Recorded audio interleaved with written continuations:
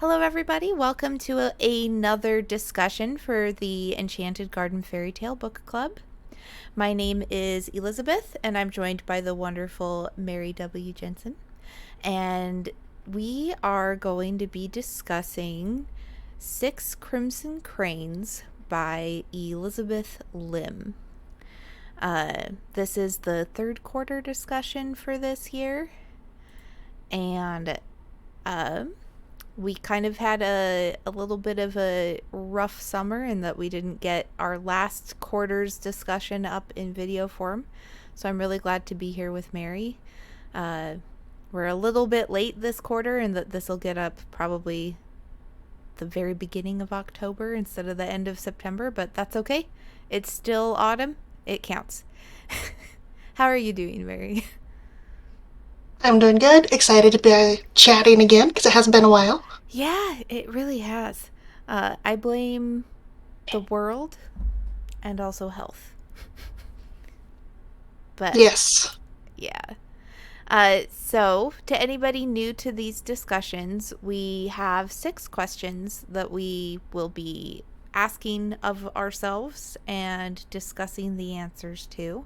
So, let's just dive right in with question number 1. In what ways is the retelling similar to the original fairy tale? And for context, Six Crimson Cranes is a retelling of the Wild Swans. Is that right? Uh, That's actually one thing I was going to point out. Because you have the Wild Swans by Hans Christian Andersen, mm-hmm. but they also have the Six Swans by the Grimm brothers. That's true. So I seem to have elements from both. Mm-hmm. So I read the. Yeah, there's also, and I think we mentioned this in our introduction to the book. If people want to check on our website, uh, really, instead of just the Hans Christian Andersen tale, this is one of the few Andersen fairy tales where he's drew on a more traditional fairy tale type and just wrote his own variation. Uh, so he's kind of doing already, as Hans Christian Andersen, what authors nowadays are doing, but in novel length form or other short stories where they're doing even more twists than he did. The tale type is, for those super nerds like me, the Arns Thompson Uther type 451. It's called The Brothers Who Were Turned into Birds, or The Maiden Who Seeks Her Brothers. Um, so really, it's a retelling of that type of tale, more than I think a very specific tale within that type. It definitely has elements from both the Grimm and the Andersen tales, I think. Yes. Uh, so, what are those elements? What's similar between the tales? Our basic characters, we do have a princess who has multiple brothers. Mm-hmm. In this case, it matches up with the Grimm version. She has 6 brothers. Mm-hmm. And they have a stepmom who is the one that essentially curses them. Mm-hmm. I did like the parallel to the curse from the wicked stepmother character that turns the brothers into birds, in this case cranes, in Grimm's case swans, uh, is one that has a caveat. Only the princess can save them and return them to human form, but in order to do that, part of her task is that she cannot speak. And in both tales, it's not that she's literally cursed so that she cannot speak. It's that she has to choose to not speak in order Yeah. to break the curse. So there's a lot better, I think, element of choice there, which I'm sure we'll discuss later. But I liked that that element of the tale was kept in Six Crimson Cranes. Technically, yeah, she could have spoken, but speaking would have caused her to fail in her task of saving her brothers. So she had to choose not to, and to try really hard not to speak. Um, what other elements are similar? The one that I thought was actually knew for this story, reading back in the original tales, was not. It was the ball of yarn, the magic ball of Oh yarn, yeah. the crimson thread there. Because I was in the Grimm version. Yeah, and it's a very classic kind of fairy tale item, the magical ball of yarn that unfurls and you follow it to get places. Mm-hmm. And this is probably the most prominent example of that. Like, I think this is the example of it from Grimm, if I remember correctly. So it was nice that that was there too. Uh, Part of the curse breaking in both did also involve having to weave and sew something made out of nettles that prick and hurt her while she's doing it. Is it shirts that she's making in the Grimm tale? Yeah, and in both the original tales, it's, It's yeah, shirts. shirts, and she has to make a shirt for each of her brothers out of nettles, and it Yeah. hurts, and she's trying to scramble to get it done. Um, so there's that element of making something, even though what's made in Six Crimson Cranes is technically not a shirt; it is a net instead. It's still something to cast over the cursed, to use in a way to Yeah. undo the It was curse. still used to undo a curse. So it was one of those kind of both things. Yeah. So I noticed that both had that mistrust of this girl that cannot speak. And you had people trying to call her, a demon or a Mm-hmm. witch, and, trying to get her burned. Mm-hmm. Yeah, she's going to be killed for being different, and people are suspicious of that when all she's doing is trying really hard to mind her own business and not Mm-hmm. talk. There's also that kind of strange element of, oh, she's so mysterious but also an attractive young woman. We're going to pick her up and take her and kind of keep her captive in our castle. And there's going to be like kind of a love interest thing, but fairy tale love interest wise in the original tales, it's more like she's going to be forcibly married to the person who kept Yep, her yep. captive and wanted to kill her because that's romantic. Because she's beautiful. It's always the beautiful woman But slash it's princess. fine because he's a prince or king, and so, like, whatever, he's It's a allowed. blessing, right? Yeah, so that's. And there's a kind of flavor of that.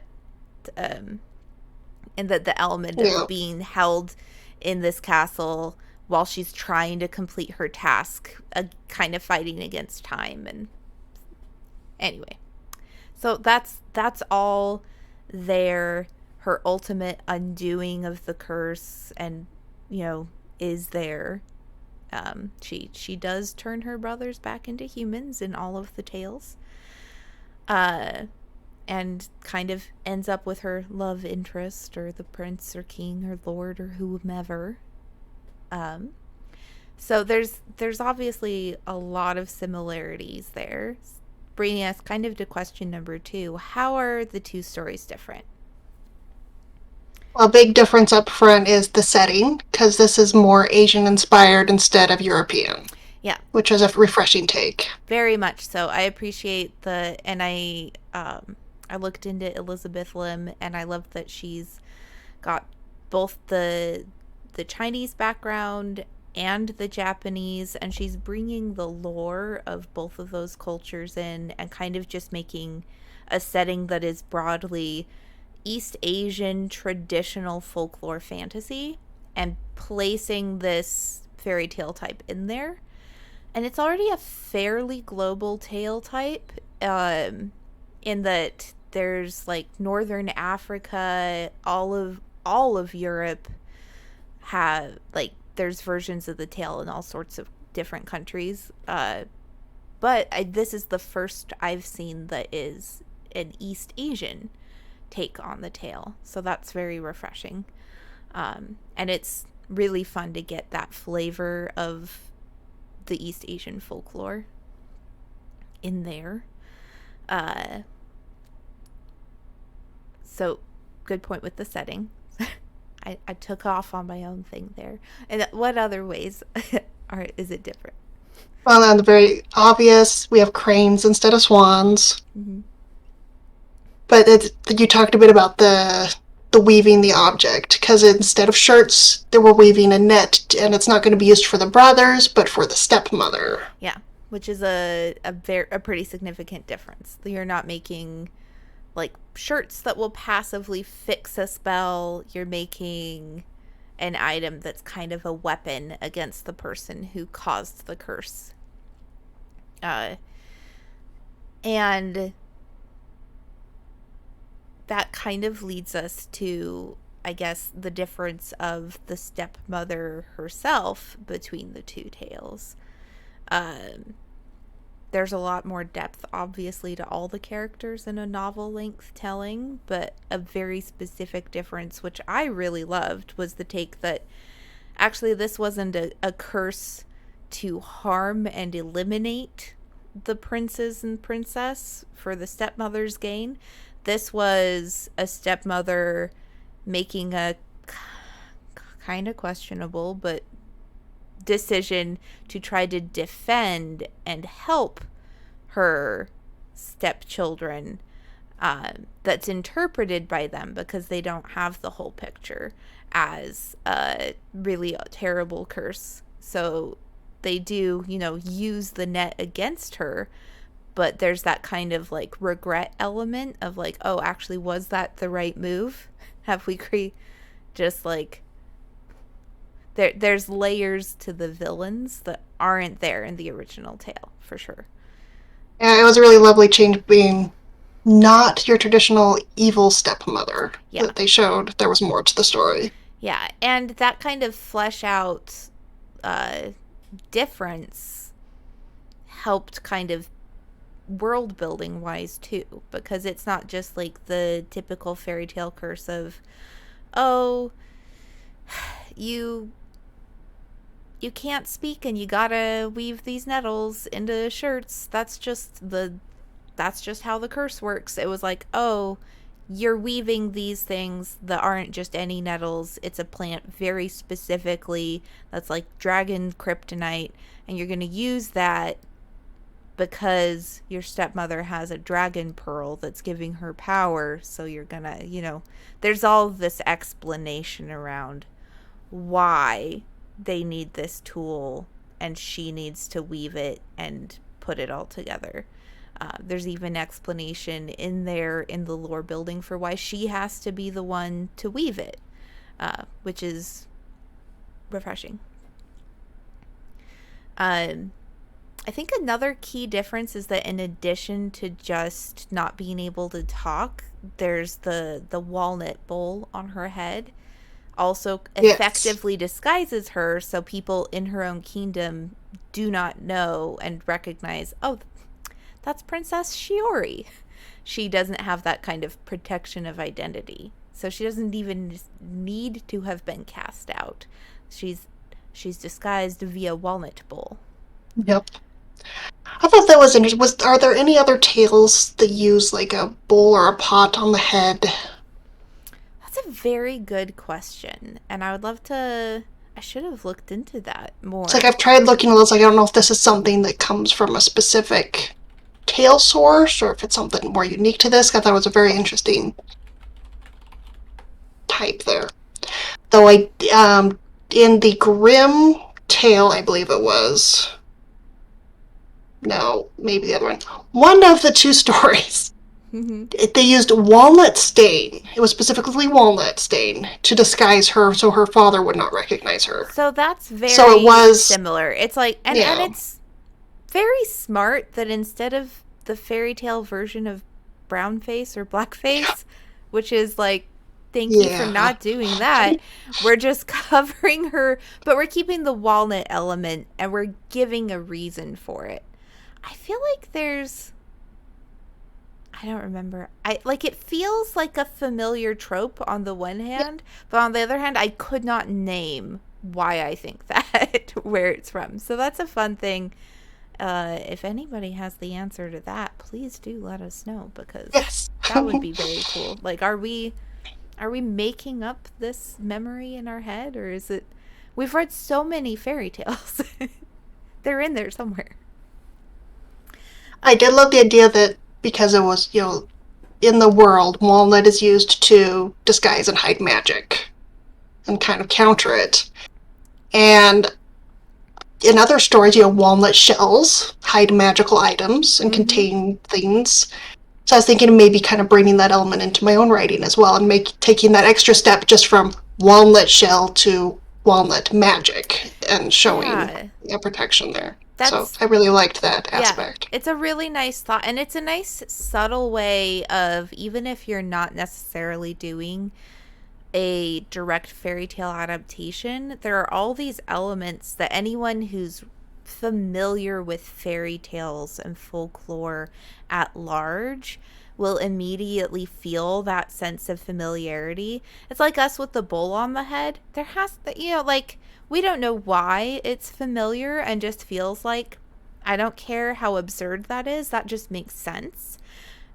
It'll just make sense and connect with people in a way that, whether they understand it or not, there's that connection. And I think that's one of the things I love so much about folklore and fairy tales, is that they just make things feel like they convey so much with so little, because they have that weight of tradition behind them.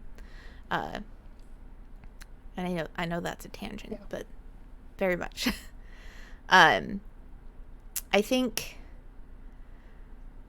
differences between the stories, like, those are the kind of key plot element differences. There's a lot more kind of subplots that are just kind of fleshing out the world. Like, there wasn't a dragon that helped her out and was her friend in the original tales by Anderson or Grimm, and there weren't, the element of the demons in the mountain and of the magic of the world and her role in that. That's all different. But in terms of the tale originally, it feels like the bulk of the major plot elements are copied over into Six Crimson Cranes. One thing that I was waiting to happen that never did happen is, in the original tale, the youngest brother, she can't quite finish the shirt in time, so one of his arms is just a swan wing, even when he's turned back into a human. And I was like, waiting for something bad to happen to the younger brother, for something to go wrong, for like an injury to the arm or something to represent that. And that did not happen. But that's one minor difference. But moving on to question 3. Did the retelling retain enough of the original to be satisfying? Why or why not? I would definitely say all those core elements that we have been talking about were there. I even loved the little moment early on after she gets cursed. And she told if she speaks or makes a sound that her brothers will die. And she says, a phrase, and 6 swans die, which I thought was a good nod to the original tale. Yeah, that was fabulous. I heartily appreciated how she, like, Elizabeth Lim so effectively pulled all of the recognizable elements and put them in to the tale. For her, I was definitely satisfied. Which kind of leads into question number 4. What did the retelling do better than the original? Well, there's no love at first sight, instantly fall in love with the beautiful princess or person, because we don't even know she's a princess. Mm-hmm. For this one, they actually had a connection beforehand, because they were, betrothed, and she didn't actually realize that they had met when they were younger, and even without that, they developed this romance even, with her disguised appearance. Yeah, even though he didn't know who she was and hadn't necessarily, like, he ultimately guesses, but he connects with her not based on her looks or her voice, but on finding ways to communicate her without her speaking.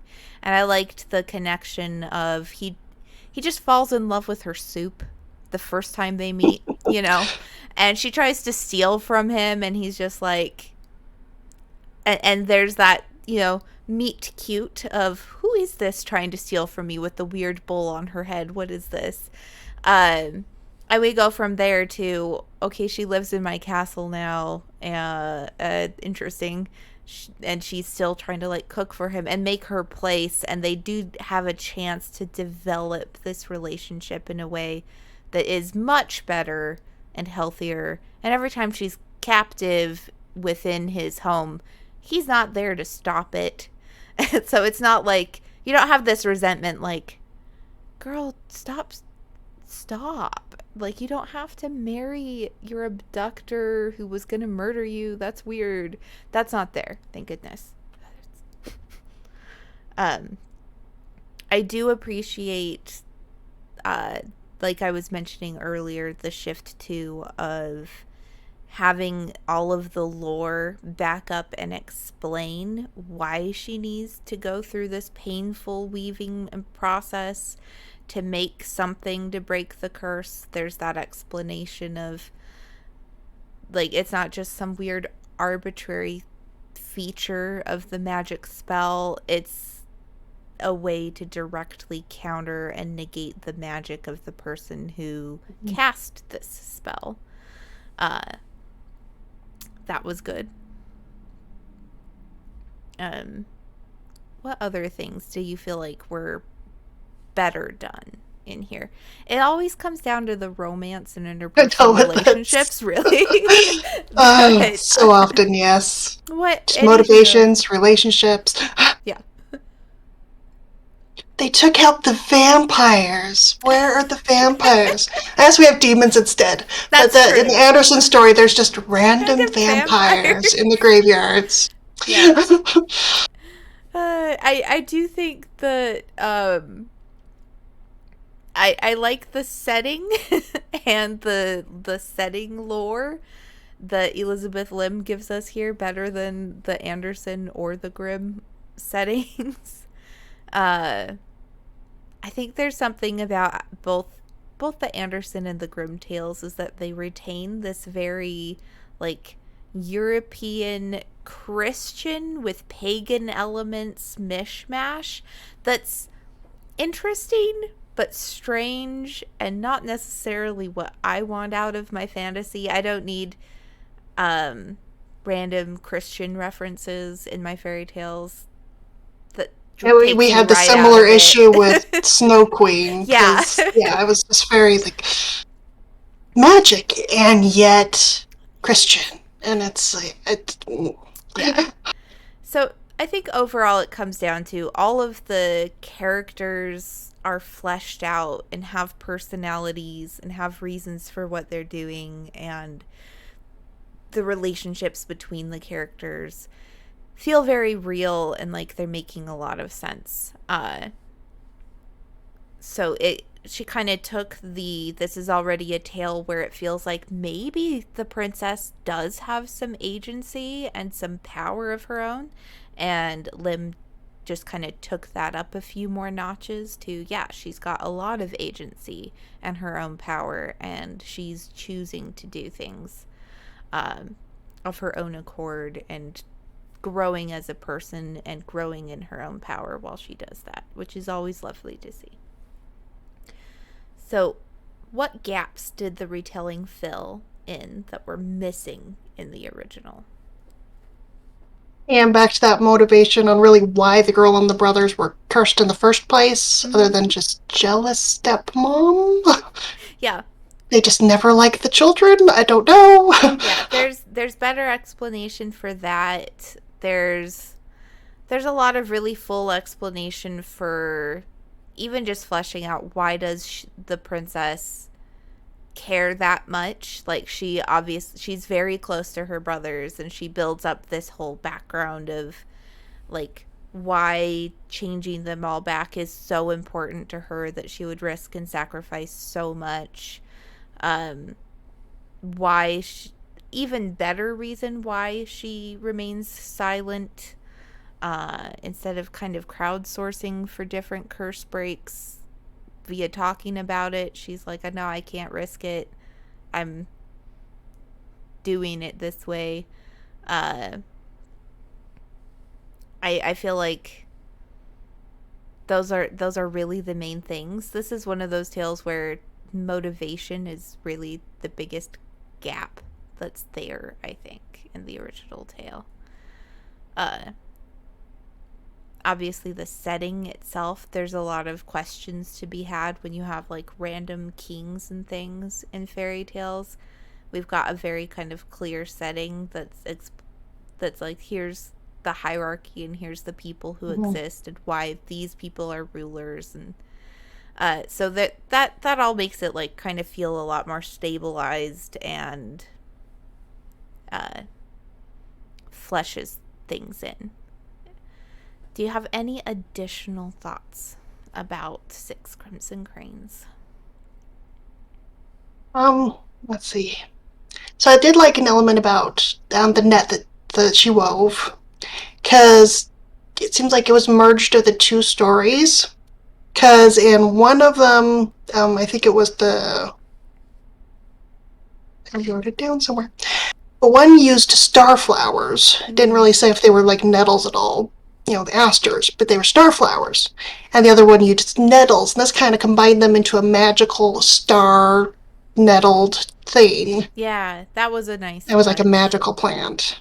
Like, if you had any question on whether Elizabeth Lim was familiar with both of those variants of this tail type, that alone is like, yeah, obviously. it's a starflower nettle now. We're gonna just put those together. That's a great point. Um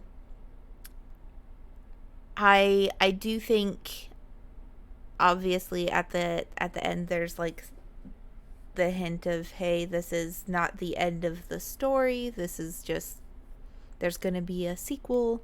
And the sequel, The Dragon's Promise, was published basically a month ago, end of August of this year. um and I have things I want to say about it, but I don't know if I should spoiler that one, uh for Mary or for everyone else. Yes, uh in general, was it satisfying as a conclusion? Because it was supposed to be just a duology, I believe. Yeah, it's a duology, and in general, it is satisfying. And I will say that it does, in the end, kind of draw on one of the few missing elements from the original tale, comes into play in the sequel. But the sequel is a lot more. It's like she took the tales of the Wild Swans and the Six Swans and went ahead and retold that, adapted that for Six Crimson Cranes, and then expanded on the characters she's already created in a way that draws on more general folklore elements instead of being a retelling of a particular tale for the sequel. And one of the fairy tale elements happens to be one of the ones that was kind of like not there, that we mentioned as a gap in, or as a difference that wasn't there from the original tale in this first book. So it had that kind of element of completion where I was like, it does. It is there later in a different way. Um, so I do recommend, if you enjoy Six Crimson Cranes, you should definitely read The Dragon's Promise. You will enjoy it. It is satisfying. There isn't a specific tale I would tell you to read in advance to kind of see how they differ, because it's not that specific tale kind of retelling situation. Unless there's an Eastern fairy tale that I'm not familiar with. I don't I don't It's I don't think possible, it's a but retelling of a specific tale. But with the caveat of, while I've read a lot of East Asian folklore and fairy tales, I have not read all of them. So I don't know that that's even possible, but there's a gap there. yeah. Um, Seems like a lot like our last book that the title says, was it Thorn? yeah, Where it does have a sequel, but but the it's not sequel so much goes, based off on a tale, it's just more fleshing out the world and other stories. which is a, if you think about it, a really interesting kind of thing that happens with fairy tale inspired novels. You create these characters and this setting that make that fairy tale make more sense and feel more grounded, and that bring your own thoughts and feelings and interpretations to that tale. And then you might have plans for, but wait, what would happen next with these characters and this setting after I've finished the plot elements of the tale I'm retelling? And we're seeing more and more authors just say, so let's find out what happens, and write follow-up books, or a follow-up book in this case, that explores that and expands on that and really finishes that story without it kind of being all rushed into one book, or having the just and they all lived happily ever after kind of ending, which is I'm enjoying it. I keep being like left like but it doesn't feel finished, but it's not finished because they are going to write a sequel, and because if you cut out that happily ever after snippet, none of these tales are finished, you know. They all have consequences Getting that rid of we a just don't see. curse, and like even if you just took it through to and then they got married and blah blah, like it doesn't solve the problems in the world in a meaningful way when you have a realistic world. And I think that that's something that's getting more and more kind of delved into in these retellings, which is fun. It's a fun trend to see. Any other thoughts on Six Crimson Cranes? Or On the tale in general for Six Swans, I do also recommend an older one, Daughter of the Forest by Juliet Marillier, oh and gosh, the whole Seven Water series, because that one really was, I think, more focused on the Anderson retelling. But yes, that was I haven't love read those. that book in well over a decade. Oh, I love, in general, Juliette Marillier's books, and she has some really Mm-hmm. beautiful retellings and fairy tale adaptations. Um, so that's a very good point. I'd forgotten, and then you said the time, and I was like, "Oh my gosh, yes!" And I am now, that novel's flying through my head at high speed because, Mm-hmm. ugh, It's been a long time, but it's just one of those that really stuck with me. So it's like Swan yeah. Brothers immediately brought to And you're like, mind. wait Really, a sec. so Yeah, so gotta that's recommend those. a very good recommendation right there. Um, so good. And I do love, gotta love a tale where it's all the princes that get turned into something instead of like the princess. It's not the swan princess, it's the bird princes. And it's very rare. But as a random thought, it's also not the only traditional tale type where it is the brother or brothers that get cursed to be animals, and it's up to their sister to make sure they're not like killed by hunters or destroyed or save them in some way. There's the, what, do you remember the name of the tale where the brother and sister are in the woods and the brother drinks from the river he's not supposed to and turns into a deer?